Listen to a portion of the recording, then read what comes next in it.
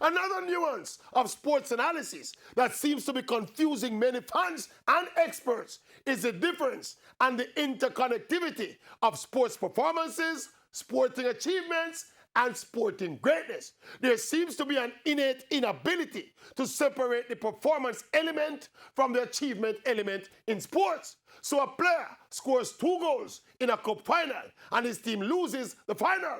That was a good individual performance, with the team achieving nothing because they lose.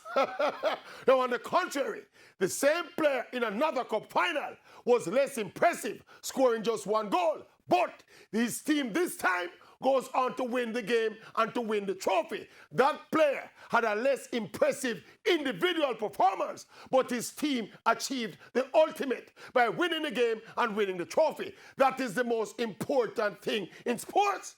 So to glorify an individual performance in a losing team cause is really foolishness, because the essence of sport is competing to win.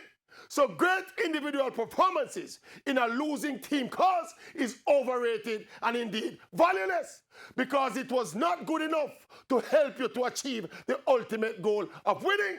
Ideally, a big individual performance in a winning team is perfect. That is what stars do to achieve real greatness.